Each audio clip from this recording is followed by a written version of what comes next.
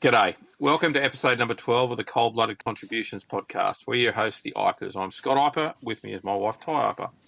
This podcast will bring to you people in the hobby who have made an impact on us creatively, be it artistically, data, husbandry, or even taking incredible photos and writing incredible books. Today, we are stoked to have with us Matt. G'day, Matt. How are you? Yeah, good morning, guys. Yeah, I'm great. Good morning. How's life over? You're in the Netherlands, correct? Yeah, I'm in the Netherlands right now. And, well, the weather is pretty, as we say in Holland, shitty. Last week it was like 35 degrees, and now it's like 10 degrees and raining. Sharp contrast? Well, it's typically Dutch. One day it's snowing, the other day it's 35 degrees. We're used to it. Fair enough. Whereabouts in the Netherlands are you? Rotterdam. So that's one of the biggest ports in the world. And I think it's pretty well known. Mm-hmm. It's a big city, second biggest city of the Netherlands. Yeah. Big is still relative compared to many cities around the world. I mean, it's like 400,000 or 500,000 people. Yep. Okay. Yeah. That's still quite a good sized city. And it's beautiful over there. Yeah, it's certainly nice over in Europe, isn't it? Yeah. So where did you actually grow up, and do you think that affected who you are now? Oh, of course. I mean, your youth and everything affects you and affects me and everything I do. I was born in Zoetermeer. It's a city between Rotterdam and Amsterdam. And it's a city that was built in the 70s to accommodate the growing population of the Netherlands. So a lot of families with young kids and stuff like that. And when I was around 12, 13, after some stuff happened here in the Netherlands with my parents, they moved to southern France with us. Uh-huh. So I grew up in France on a boarding school. And that severely impacted me and affected me in who I became today. So did you ever expect yourself to be doing what you are now? Yes. Oh, awesome. Yes. My whole life I was possessed with animals. Yeah. And I think I had my first guinea pig when I was 3 or something. I still breed guinea pig, by the way. Oh, wow. Because I love the noise. For me, it's like coming home when I touch the refrigerator or something like that. I have 5 right now, 5 females. Okay. And so I had my first guinea pig when I was 3, and then I had my first snakes, I think when I was around 10, were corn snakes. You know, everybody in Europe started with corn snakes, I think. Yeah. And, well, everybody of my age, let's say that. And then it grew out to fish, to reptiles, everything in my sleeping room full of animals. And yeah, for me, it was pretty clear that I wanted to work with animals. Yeah. When I was on the boarding school and in France, and when I was 18, I was very unhappy, 17. So I saved money in the summers working on campsites. I was a horse riding instructor. And as soon as I was 18, I bought a ticket to Madagascar and I left. And that was in 1991, pre-internet. And for people that don't know, that time was pre-internet. We had a telephone, we had floppy disks and stuff like that. Yeah. Yeah, okay. I must say, when we met, your accent threw me a bit. But now that you've said France, I understand it better. Yeah, I have a French accent or some French tones in it. Some of your words, French, yes, definitely, and some Dutch. Oh, yeah. Yeah, I speak fluent French, so that could be a thing, Yeah. Yeah. Fair enough. You said that you used to keep corn snakes. You don't keep reptiles anymore, is that correct? Did you have a fairly substantial collection at one stage, or you've only just had one or two snakes here and there? No, the corn snakes was when I was 10 or something, but soon I expanded it. I had big tiger pythons, I had, I think, Pac-Man frogs, armadillo lizards, anoles, everything. And then when I started traveling, so first I went to Madagascar, then to Papua New Guinea. Wow, I went all over the place. I met my wife somewhere in between in France, and she is Dutch. That was a coincidence. I didn't plan. We lived on the Canary Islands for a long time on Tenerife, and a lot of reptiles are prohibited there because they're afraid of invasive species. Something that happened there, the Lampropeltis snakes, they got released there, and they're eating the indigenous lizard species on the island. Yeah. And when I came back to the Netherlands, it was around 2000. My wife wanted to go back to the Netherlands. And then I started a big collection of venomous snakes there. I had a very substantial collection, but with the photographing and everything, and I prefer to see them in the wild, I downsized them, and now I have nothing left. No. Now I look them up in the wild. Yeah, I noticed with a lot of your images, are taken on either a plain black background or a plain white background. Is that a preference for you to use things like light boxes and stuff like that? Or do you also take photos in a more naturalistic environment as well? So you've got the choice to use the image as you see fit? Well, actually, I started my career with the naturalistic environment, but what I wanted to accomplish very soon was to show the diversity of the reptiles. A lot of people, when you talk about reptiles, I think you guys know that as well. It's scary, it's dangerous. They think it's slithery, it's wet, or whatever. And when people in Europe think about it, Slimy. yeah, slimy. And when people in Europe think about a snake, they think about something that's brown, around a meter long, and as thick as your thumb. And when they think about a lizard, they think about the small lizards they see in France when they're on holiday. So I wanted to show the huge diversity in colors and shapes and scales. And I started making photos with a black background when I was still photographing on slide. And when I was an upcoming photographer, there's a lot of competition in photography, and a lot of people are offering their work for free. And I wanted to make money with it. So I thought, well, I can do elephants in the Kruger Park for the millionth time, but that's not going to pay the, how do you call it? Pay the rent. Bills. Yeah. Yeah. No. So I had my first photos of chameleons in the early 1990s. And that was when the first Jurassic Park movie was released. So they were looking for photos of crazy reptiles. Yep. And that's how I earned my first big buck. And then, I wanted to show them on black. So I decided to keep photographing on black. And it paid off pretty good. Yeah. So how many species do you think you'd have photographed? Uh, A lot. on black, now I have around 2,500 species of reptile on photo right now. Jesus. Okay, Wow. that's very impressive. Yeah. Wow, that's incredible. Him. Yeah, that's good. He's silent. I've got about 800 species, and you've completely blown me out the water. So, Yeah. would you like to keep anything again, or have you decided that the keeping reptile chapter of your life sort of closed? Is there anything, if you could have anything you wanted to keep, would you maybe do it or not? Yeah. But I would like the more intelligent reptiles, because we are discovering so much about their intelligence. I really like the tree monitors, the Prosinus group, but also found and I worked with Salvadoris in the wild, Ana Salvadori, and they just blow me away. They are so beautiful, so kind, and so intelligent. Those are species that I would like to keep one day. Or the bigger the intelligent lizards or snakes. Yeah. So you spent some time in Papua, in the Indonesian side, or the Papua New Guinea side, or both? No, the real side, the Papua side, the Papua New Guinea side. Okay, cool, excellent. North or south? Well, I went to the mummies. Yeah. To the smoked mummies. And I went to the Entrecasteaux Islands. Yeah. I was there with a friend, also in the 90s for the first time. Yeah. We spent a half a year hiking and living there. Yeah. But it was pretty dangerous. It's still pretty dangerous, but at that time it was crazy dangerous. Yeah. And I've been back there once for 3 months again. Yeah. I always try, when I do my photo trips, I try to do it for several months. Yeah. Because you know as well as I do that you don't find an animal if you just go out one night and you find everything. So sometimes you have to spend some time, get to know people, get to know the environment before you find the animals you're looking for. Yeah, so in the Entrecasteaux Islands, were you looking for things like ring pythons and that sort of stuff, were you? No, the ring pythons, they don't live on the Entrecasteaux. They're more to the northern islands. Now, it was more for the Varanus complex as well that I wanted to see. And just the reptiles in general, because, who knows what lives there? There's some incredible animals off that northeastern coast of Papua New Guinea there.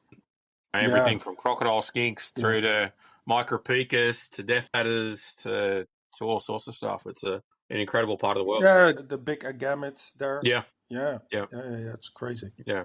Did you go onto the Indonesian side as well? The Halmahera, the Bird's Head Peninsula, all that sort of stuff? Or? No, I don't like the colonization of Indonesia. Yeah, fair enough. Fair enough. Are you a night owl or an early bird? When do you get most of your work done? What do you think? I think you like it early in the morning. You're a morning person. Of course. Let's forget the time difference. I'm not a morning person, so I'm curious because Scott reckons I'm weird.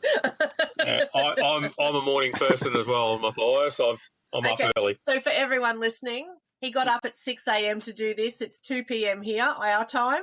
But yeah, Matt got up at 6 a.m. for us to do this. So yes, he's an early bird. Yeah. I wake up at 4 every morning. Oh, right, okay. So you're off to bed fairly early, I suppose? Nah, not too much. I don't sleep too much, but no, I'm really morning person, yeah. Yep. What's your favourite image that you've taken? What's the one you're most proud of? The one I'm most proud of. Every time I make new photos, I'm proud of them again. Yeah. But what am I most proud of? I got a photo of a really nice... I like the Bitis complex, the Bitis species. Yeah. I got some, in my opinion, I got some amazing photos of Bitis rhinoceros and those kind of guys. I like the camouflage and Menggen vipers as well. I like to photograph them, the whole body with the head included, that people have to look 2 times to see where's the snake and is the snake on its own or is it environment, and then they discover that it's only snake and it's camouflage colors. That's something that I'm really proud of, and I really like those photos. I've got a big one on my wall as well. Yeah. So yeah, that's the kind of photos I like and that I'm proud of. Have you considered going searching for Bitis hirina in the Atlas Mountains? Yeah. Yeah, it'd be an amazing animal to go and see. And also the new Bitis from Ethiopia. Yeah, hirina and Parviocula are the two that I'd love to go and see. Yeah, but Ethiopia is too unstable right now. You cannot go there because of the war. Yeah. How long did it take you to write the Reptiles of the Guianas? It's an incredible book. Yeah, it took me 7 years. 7 years. Wow. Well, now it's 2024, so 7 years, yeah. Yeah. Wow. When you started to go there, was it the plan that you were always going to do a book on the region, or you went there and fell in love with the place? No, not at all. I went there and I fell in love with the region, but I was also surprised by the lack of any books, materials about the animals of the region. Yeah. And Suriname is the country with the highest rainforest cover in the world. So about 93% of the country is still covered in rainforest. And you see poverty is driving people to search for gold, and destructiveness of gold digging that comes with it. And I wanted to do something for people to get to know the wildlife that lives there and try to save your forest. I mean, we in Europe, Australia, all over the world, we destroyed so much of our forest before we realized the value they had. And now these people have the chance to save their country before it's too late. Yeah. I first thought, well, I'd just do the Suriname, and then I thought, well, let's do Guyana and French Guyana as well, not thinking about everything I took on me. Know that one well. I don't think we have any idea what that's about.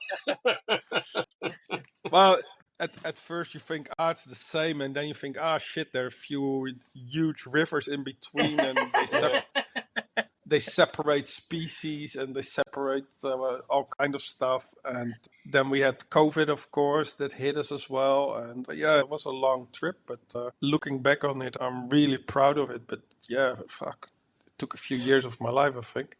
It's a cracking book. It really is. I think in some ways too, right? What people might struggle with or struggle to sort of take on is that not only is it such an incredible book and the photography is amazing, and the lack of information that was out there beforehand, and really going in and mining the various scientific papers on the region and various species things, and then pulling it all together along with your own experiences there. To put that all together, as well in a as language that isn't your first language. I was about to say, and traveling from Europe to South America, I assume that they speak, is it mainly Portuguese or Spanish over there? Is that the predominant language? Well, no, in Suriname they speak Dutch Yeah. and some pidgin languages.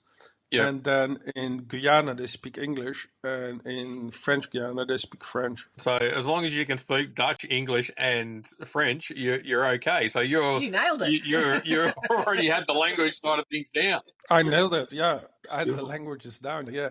But that helped me incredibly because especially the French Guiana side, there's not much contact with them. And that's because of the language, because nobody speaks French over there. So with my contacts, yeah, it really helped in writing the book to speak French. You have another book out that we love. It's Cold Instinct. Yeah.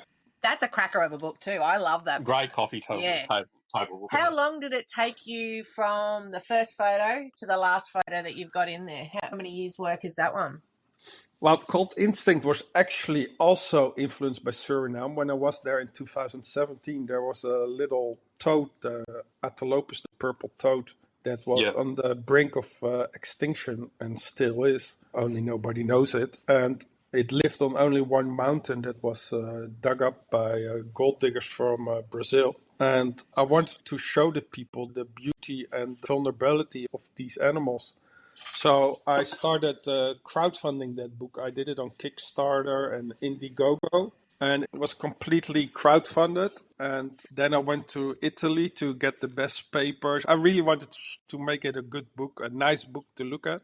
So I did the cover in a crocodile skin. And for the paper, I went to Milan a few times to get the best papers because they got the nicest book printing in Europe. And that book, it took me from idea to realization 2 years, but the photos that are in it are photos I took 10 years before. I love the pages that fold out too. Completely different idea, and it just, it bangs. It's an awesome book. Thank you. I particularly like the way the cover is. It is very interactive on how it's all sort of put together. It's such a beautiful book. Yeah. And it's easy entry, so people that got nothing with reptiles, they look in the book and I hope they get fascinated by them and see their beauty. They couldn't not. Yeah. I think the one thing that I really love about it is that it really celebrates the diversity and the intricacies of so many species of reptile in there. And also too, that the one thing that I love about it is that not only does it have the showstoppers such as the sun gazers and purple Atelopus, harlequin toads, thorny tail iguanas, etc., but it's also got some really obscure species in there as well with absolutely stunning images. And I think too, if people pick it up, they would recognise quite a few of the images that turned up from time to time, such as the Bornean earless monitor, the inland taipan photos, and all these images of yours that are so familiar across the globe. I mean, you've really sort of taken reptiles and amphibians and shown the beauty of them in a way that I think helps with conservation. Definitely. Yeah, that's the aim. Yeah. You've photographed a lot. What's been the least favourite reptile to photograph? No, I don't have a least favorite reptile. The only thing I hate is when I get musked on by snakes, or especially the aquatic snakes. They smell like they're so bad. But no, I mean I've been bitten by beetles. I've been in ICU. I've had it all, and it was all my own fault always. I mean. You can never blame an animal for what they do. And no, I got no least favorite reptile. I'm still every day, and even now that I talk to you guys, I still get the rush, I'm fascinated by every aspect. If you show me a little green anole today, I'm still as fascinated by it as I was 30 years ago. Yeah. When we first met you actually in person, when we were over there a couple of years ago, just after harm, we went to Amsterdam. Yeah. And on the way there, the whole time I was over there, I wanted to do a little bit of herping when I was in Europe. Yeah. And I went to a spot for Vipera berus, and we wandered around for quite a while and didn't sort of see anything. And we spoke to somebody else, and he goes, "Oh, no, the temperature was off. You were lucky that you saw anything at all." We ended up getting one at the last minute. And that was great. It was great to see and great to photograph and all the rest of it. But for me, the absolute highlight for me to photograph while I was there was an alpine newt, because it was a species that I'd grown up looking at photos of, etc., from 3-4-year-old kid to actually to turn over a stone and see, or a log and see my first newt in the wild was pretty incredible. Yeah, So, yeah. and Natasha turned around and goes, "Oh no, we've got those in the garden," And then flipped one log, produced about 7 or 8, and I'm like, "You just got out herped by a girl. That's brilliant. Yeah, That's my takeaway." but I remember I spent some time in Australia, like a year when I was younger, with my wife, and we were especially in Western Australia, but then in Derby, Broome, that region, the Kimberleys. And when I went south to Lake Grace, it's around Perth. It's a little sheep farming town, and I saw my first bobtail skink. And I threw my car. I put the, how do you call it, the handbrake. I put it in a slip, and the car went sideways. And I was like, "Wow, holy shit!" And then I drove on, and I found like hundreds of them. I found like they were everywhere. The cars crushed them and everything. And I was like, "What the heck?" And then even in the house I was in, they came in. I had 2 of them that came in, and they stole the cheese of my sandwich. So yeah, I can imagine how you felt. Yeah, it's always amazing. And you know what? It doesn't matter if it's a shingleback skink or an alpine newt or all of those things. I mean, we were over in Bali about 14 months ago, and seeing and hearing tokay geckos running around, it's amazing. You see them everywhere, right? They're right through the middle of town, etc. But they're still an incredible animal to see for the first time. They're incredible gecko, What actually got you into photography? When I was in my youth, I started photographing my own animals. Mm-hmm. Yeah. Once I went to Madagascar when I was 18, I wanted to photograph the animals there as well. I was really specialized in the reptiles, and I already developed my own map with all the species, where I found them, because I was working with a reptile exporter over there. And so when there were people coming to Madagascar, photographers or film crews or whatever, they contacted the firm I was working for, and then they coupled me to them. So I got first-hand photo courses. So I saw how the professional photographers were handling their gear and everything. And I remember that one day I was with a Japanese film crew, and I went all over Madagascar with them for weeks. And at the end I said, well, I don't want the payment. I want the camera of the photographer that was in the group. And they gave me my first professional camera. Before that I had a little Canon, and now I had a Nikon F4, the flagship of the era. And that's how I started my first photography and how it became more professional. Yeah, so you had a Nikon F4. Yeah. I had a Nikon F3. I absolutely love the Nikon gear, and I still use Nikon to this day. Yeah, me too. You say Nikon or Nikon? I always say Nikon, but me too. The Americans seem to say Nikon. No, I say Nikon. We say Nikon as well. No, I'm a team Nikon, Yeah, beautiful. Yeah. Beautiful. That's why I like your photos so much more. So, Team Canon over here in the corner. What are you using these days? Still got a D850, a Z7 II, and a Z9. Yeah, how do you find the mirrorless with the Z9? Are you enjoying it? Do you like the mirrorless or not really? Well, it took some getting used to. We come from the age that we had, like, when I went traveling, I had 150 film rolls with me, and then I had the digital cameras, and now the mirrorless. I think it's a natural evolution, but it gets some used to. But now, in my mind, I still prefer the D850, but I use the Zs more. Yeah, fair enough. Yeah, the low light performance with those mirrorless cameras are pretty incredible. Yeah, they're incredible. Yeah, true. Mind you, though, I'm still using a Nikon DSLR. I haven't moved over to mirrorless yet. I'm sort of resistant. I like how the things are. That's the bank balance.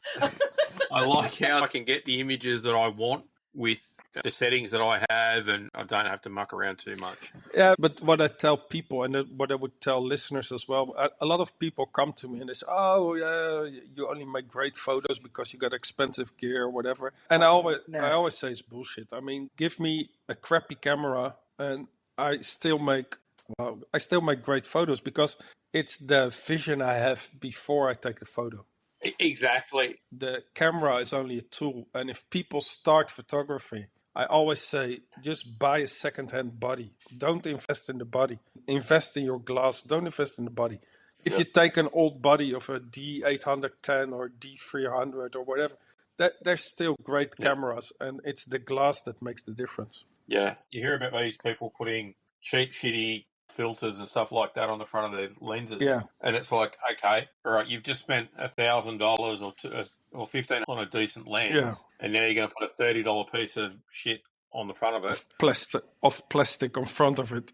Yeah. And then you wonder why your images aren't tack sharp. So you have a definite image in your head of what you want to take. Yes. So this is where Scott and I argue for such a long time while we're taking photos. Scott's like, so how do you want it? And I'm like, I don't know. I'll know when I take the photo. And Scott's like, how the fuck do you not know how you want to take the photo? And I'm like, because I haven't seen the animal pose the way I want it to pose yet. You are the same, Matthijs. I've already got a plan of exactly what I want to take a photo of, how I want to take it. Yeah, that's the difference between people. I know people that make photos, they say, oh yeah, I got 100 photos and one is good. And like me, I make 4 photos and 3 are good. Yeah. The thing is, At least I've got one good one. It's a bit of a mindset, isn't it? You sit there and go, right, this is how I want it to look. Yeah. And you don't waste your time on posing the animal up, because you know when you remove the cover or anything like that you're getting the animal to sit in or whatever, you already know where you need to be. You already know where the animal needs to be for you to get the image that you're chasing. Yeah, and I know if I want to do a headshot or full body or... Yeah. I got the idea, and then, it's hard to describe, but it's like I see the picture before I take it. Yeah. Yeah, I do the same. And even then with wide-angle photography and stuff like that, I take a bit of wide-angle stuff. And I already have the picture in my head. It may not necessarily be the species, because the species will come along at the right opportunity, depending on what I find at the time. But I'll have that image in my head of where I want the animal to be, what time of day, et cetera, to try and get that image. And when it all comes off and it works properly, it's like music, isn't it? It's so good when it all happens the way you want it to. But having said that, though, I think photography is a very personal thing. Oh, definitely. Some people will rave over a photo and the photographer will be like, oh, I thought that was my worst one, but okay. And other things that you are really proud of, someone will be like, oh, I've seen a better photo of that somewhere else, sort of thing. It's individual tastes, I think, photography. I think photography is an art form, first of all. Yeah. And second, I agree. I mean, I have my wife, and often I have photos that are completely in love with, rarest of the rarest and everything. Yeah. And she says, okay, it's a green snake. And and then if I have something that is for me really normal, like, I don't know, whatever, a nude, and then she said it's a fantastic picture. And my followers, I can see it on the likes. I posted a photo on my Insta last week of a New Guinea turtle species, and I didn't even process it at first, and it went completely viral. I don't know how many people liked it and commented on it, and so it's always hard to predict what is liked. Putting your images up on social media, how do you deal with the headaches of image theft and stuff like that? Yeah, that's a hard one, because when I started, I go back to the slide time again. For all you guys that are listening, I'm 50 years, just so people know what age I am. I know I had my first National Geographic cover when I was in my 20s, and I think they paid at that time. There was only one National Geographic that went worldwide, only English edition now every country got its own edition. And I think it was paid like $25,000 at the time. Jesus. Well, deserved. I mean, it was, by the way, it was... 100%. Oh, yeah, but I don't think you get that now. No, now you get like pennies or dollars for photos. Yeah. But the big difference is that before I sold, I don't know, I'm just calling something. Before I sold like 10 photos a month, and they were for good rates. And now I have months that I sell like 1,600 photos. And the quantity is much higher because people use it for blogs, they use it for magazines, they use it for websites, for whatever. And for me, I cannot, no, it's impossible to monitor all my photos. Sometimes people mention something to me and then I check it out. But in general, the photos I put on socials, I always have a hidden watermark in it, just for me to see if I see it somewhere online, if it's stolen or not. And then I write to people. And otherwise, it's hard. yeah, I try to it's hard because you work so hard for it. And then a lot of people take it for granted. I've had some discussions with people. And they say, oh, yeah, but it's on the internet. And I say, yeah, but it doesn't mean it's free. I mean, I work for it. I invest money. I risk my life. Yeah. I mean, I travel to the most crazy places in the world. And I get dropped by helicopters to find the animals that I photograph and to show them to the world. But then don't steal them, Yeah. Or credit due. Credit the photographer.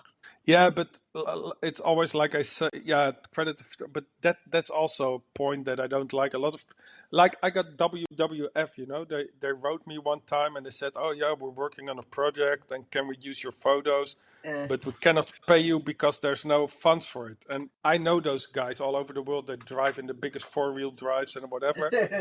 and then there is no fund to pay for a photo. And they say, oh yeah, we will credit you and you get, might come to your web. And I'm like, guys, if I go to the bakery and I say to the baker, yeah, give me your bread and I will credit you. Maybe some people come buy your bread. They say, are you crazy, Yeah. So, oh, sorry. I meant like the person on Facebook that's you repurposed it without actually putting your post in. Yeah. Credit the photographer. That's sort of what I meant. Yeah, no, Scott's been in the same boat. Somebody wanted to use his photo on bus stops and airports and stuff like that, but didn't have the money to pay for it. And you were like, That's crazy now. Yeah, literally I get tagged in someone's walking through Brisbane Airport or something like that, and there's a photo of mine that's up, and they turn around and go, oh, yeah, I saw your photo, and it must be good getting exposure. And I'm like, mate, I don't need the exposure. I don't care. No. Fucking exposure isn't paying the bills. Exposure isn't paying the bills. No, same here. And sometimes I help students if they're writing their paper or whatever. Then I say, I just use the photos. But if it's a company or some identity, they just need to pay. I mean, And that's a very different distinction, isn't it, right? If it's a student that's doing work on conservation... Yeah, or on this paper or whatever. Or they're doing a scientific paper or something like that, that's very different. We're more than happy to help out there too. Yeah, and I've given away plenty of images in that sense, right? I've only given away a couple. I don't have a big name. No, and I know how hard it is to write and to fund a book. So I got some people, if they ask me, we're writing a book, can we use one of your photos and you get a copy or whatever? I'm fine with that, But ask first. Yeah, 100%. Always. 100%. And don't get upset if at the other side of it is if someone says, no, sorry, there's a cost involved or whatever, you can't take that personally that there is. It's just how some of these things are. So people have got to understand it. I had a picture of a red belly. I thought it was okay. I didn't think it was fantastic, but, it was passable. And I had a snake catcher email me wanting to use it on his car. And I said, yes, but you've got to pay for it. Yeah. And he hit the roof. And I'm like, hey, it's advertising for you. If you could take a photo, you wouldn't need to buy one. So it's obviously not a skill that you don't have, but for lack of a better term, a skill that you don't have. So you need to pay for it, just like we pay a mechanic, we pay an electrician, etc., etc. And he went to town on me, and I sort of thought, well, fuck it, you're definitely not getting it now. But you're using that to get money for your business. Photography is part of our business. How are you not seeing the distinction here? Yeah. But like you too, right? Like we've 100%. given away plenty of images, either for conservation purposes or for other people that are writing books or papers or anything like that. And they go, oh, yeah, we'll give you a copy. Yeah, that'll do. Happy days. Happy to give you a photo. Can you give our listeners some tips on how to take great photos while we're still talking photos? Yeah, take your time. Have patience. I mean, those are live. What I do anyway is live animals. So you need to understand the animal and be calm. I always use slow movements so the animals don't get startled. And envision what you want on your photo. So I always say, sorry, Ty. I say, don't go clicking away. Also for the animal, envision what you want and then take the photo and let go of the animal or whatever. When you come out, we'll take some photos together and you can see Scott's pain. Okay, that's great. That's great. Where do you go for inspiration? How do you become inspired? Is it going out into the bush, or is it looking at other people's work? What sort of gets you going? What gets me going? I think I get triggered a lot by the rainforest. Yeah. The sounds, the smells, Tranquility.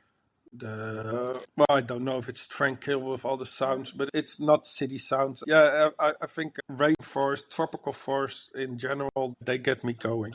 Yeah. I love that time in the late afternoon, just on the cusp of dusk, where you're hearing the transition of the afternoon chorus of the rainforest birds, and the insects are starting To the frogs, yeah. the insects and the frogs are starting to really kick off. And the sun's coming down, you've got that anticipation of, what am I going to see tonight? You know, and it doesn't matter whether you're in a rainforest in any country in the world, or, you know, it could be a desert, it could be anything like that. It's that anticipation of what's to come that night, for me, is incredible. It's like a drug that is more addictive than anything else, and you never quite know what you're going to get that night. Yeah, so.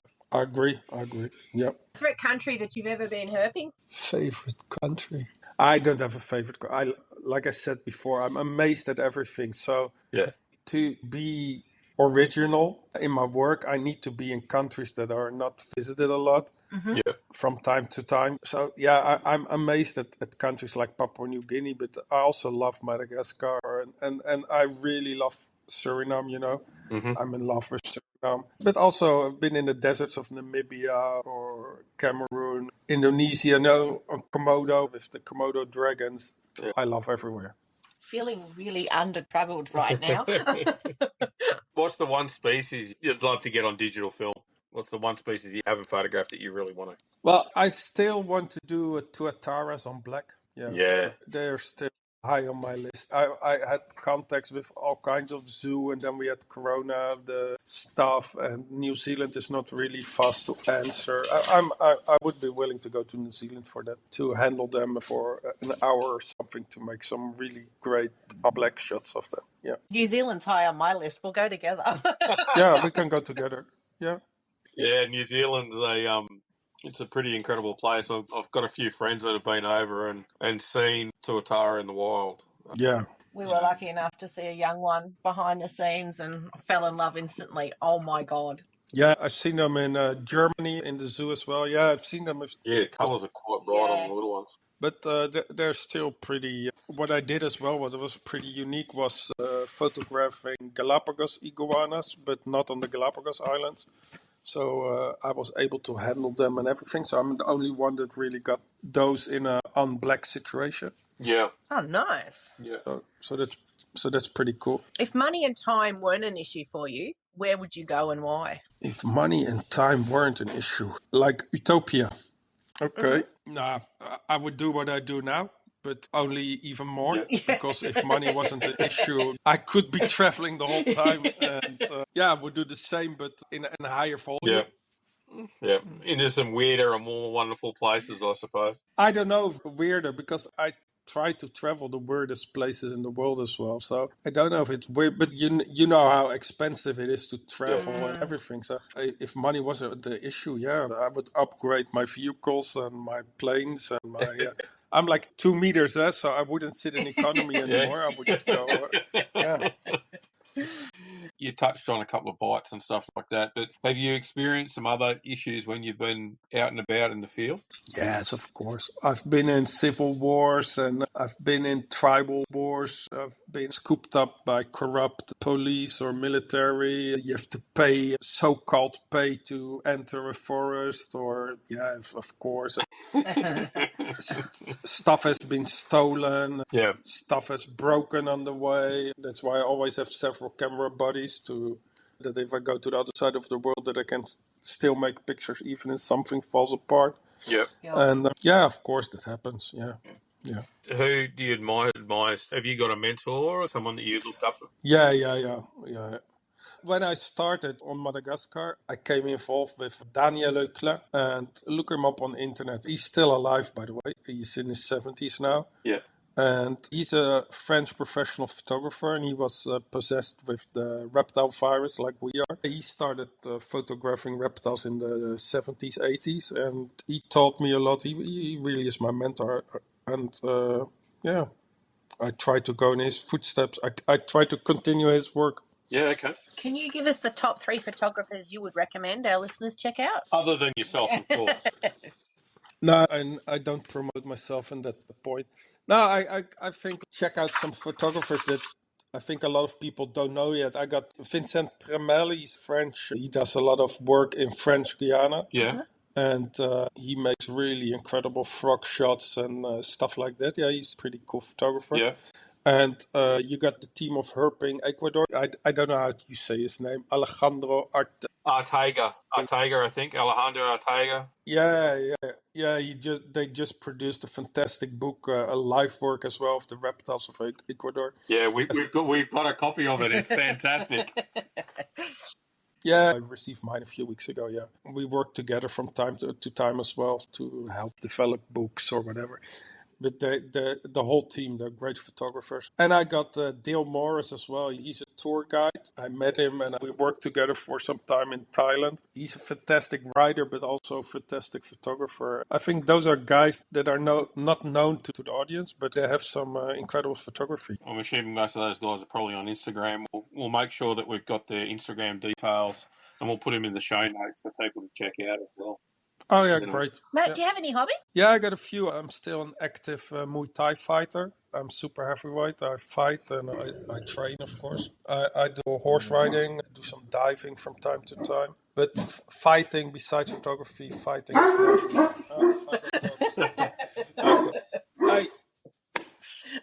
fighting is my biggest hobby besides photography, yeah. So keep on your good side. Got it. Yeah, 120 kilos, 2 meters, yeah. Yeah, you've got a bit of range about you, that's for sure, mate. Do you do competition fighting or is it just training? I did competition. Now I'm more training, and sometimes I do a senior bout, they call it now, because I'm 50. And I don't want too much damage, but still the Dutch sparring is the hardest in the world, so we break something from time to time. Yeah. Keeps you active. Yeah, it's good for your bone density. Yeah, for sure. What's one thing people are generally surprised to find out about you besides the Muay Thai? I think what people are really surprised about, a lot of people, I don't know if you had it the first time you saw, a lot of people, when they see me the first time, they say they're a bit scared, because I'm big and I have a certain aura around me. Yeah. And I think that they're really surprised that I'm actually pretty nice. It's funny. I didn't get that at all. I just thought you were another bloke. I've been admiring your photography for a long time. It was good to put a face to the name. Yeah, it was good to get to know you as well, the faces behind the books and everything. But yeah, no, I think a lot of people are when they talk with me, especially people that are a bit intimidated, and they actually say, "Oh, you're a pretty nice guy." And I think, but why wouldn't I be a nice guy? Now that your beautiful book on the Guianas is out of the way, have you got any projects that you're working on now that you can tell us about? Well, Andreas, Andreas is the publisher of Chimera. Yeah. He's begging me if I want to make an amphibians of the Guianas. But I'm still thinking about it because, fuck me. I have some other project, but I cannot tell you about yet. But I'm working on some other books, not as the writer, but in helping out. And I'm also working on a really, really, really exciting project. But I will let you know when that is going on. Wow, you dangle those adjectives are really, really exciting, and then I'm not telling.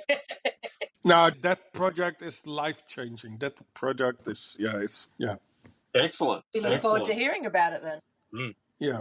Everything I do now is focused on that project. Okay. We've got a viewer question. Ash Horn from AK Reptiles and Custom Background Designs has the following question. For the release of Cold Instinct, what was your thought process used on deciding which photograph to select and which would be the best to convey your message of reptile and amphibian misconceptions and misunderstandings? What was your thought process choosing which photo, which species to include? Well, I selected I don't know, 500 species to start with. Yeah. There were a lot of animals that are really rare, but for the general public, it is not interesting to know if they're rare or not, because they look at the beauty or the scalation or whatever of the animal. So I had people that know nothing about reptiles look at the photos as well. I printed all the photos on big sizes. I think I have some photos of that as well. But I had them all printed on big size, and I let people that know nothing about reptiles, I let them choose an image that really Resonates. conveys something Yeah. to you. Yeah, resonates to you. I had some species that I really wanted in the book, like Drachnoides, spider-tailed viper, and the purple Atelopus. Yeah. There were really species that had to be in the book. And then, I had people choose some photos, like, okay, what is a species that resonating with you? Yeah. So that's how I made the cut for the book. Excellent. There you go. Have you ever witnessed misogyny throughout your career, and what do you think could be done to sort of help stamp it out? I had to look that word up because I didn't know what it meant. But Sexism, mate. Sexism. yeah. That's something. The world is full of sexism, and I think that's personal. I think in the Western world, it's still hard for women. I have 2 daughters as well, and an extra that was living a few years with us, so 2.5 daughters and a wife. And so they tell me stories about how they experience the world, and that's really different from me, the 2-meter big guy that walks through everything. And for a woman, it's different. But then again, the countries that I traveled through, that's next level. Like, I've been in countries that women are not supposed to talk or get out of the house. They're almost like breeding stock, you know? If you see now Afghanistan, the new laws, I don't know if you followed the news, but I've seen it. It's bloody horrible. so I think there's still a long way to go. Yeah, I think the reason that we have this question in there is that we're sort of highlighting this as an issue. And it seems that, particularly within the reptile industry, it is somewhat male dominated. However, that's not really the case. You know, there's just as many women that are into it as well, but they're less likely to stand up because there's this underlining sexism out there that women don't work with venomous snakes, or they don't do this, or they don't do that. And so, I don't experience it like that, the reptile work in Europe. Huh? Yeah, I think it's something that you see more so within sort of Australia and also in the US and stuff. And not everyone does it. I need to say that, and I need to stress that. But where I do see it, it was a lot less in Europe and a lot less in the States. Yeah, no, I see a lot of women here having and handling venomous snakes. And I think that Europe in general, especially the northern countries, women speak up more easily. Yeah. So they don't accept it. They know their rights and they call it out immediately. Yep. At least that's my experience. Yeah. But there's still a lot to be got there. Yeah. Oh, there is. I think there's a long way to come. Yeah. But then again, men get it as well too in a different field, say like a hairdresser. Yeah, definitely. Not that me or Matt have to worry about hairdressers too much. My daughter, at night, they get asked by guys, they just stop the car and they ask if they get into the car or whatever. And that's something that me as a male, I don't have that problem. No, but the guy on the other end, if you catch him, fuck, has he got a problem? Well, he actually got a problem because he had the publishing on the side of his car. So I went to his business, Could you get any thicker? No, he really had a problem, Yeah, I bet he did. So we do a little thing called 60 seconds under the basking spot. Are you ready? Yeah. Macro lens or wide angle lens? Macro. 4-wheel drive or sports car? 4-wheel, of course. Introvert or extrovert? Both. Depending on the room. No, I can go with people for a short time or some time, but I like to be alone as well. Sleep on the right side of the bed or the left? My wife is on the right, so whatever I do, I have to be on the left. Even if I want to be on the right, though, I have to be on the left. I hear that. Risk taker or conservative? Risk. Read the book or watch the movie? No, I read a book like a week. Every week I read a book. Sunrise or sunset? Rise.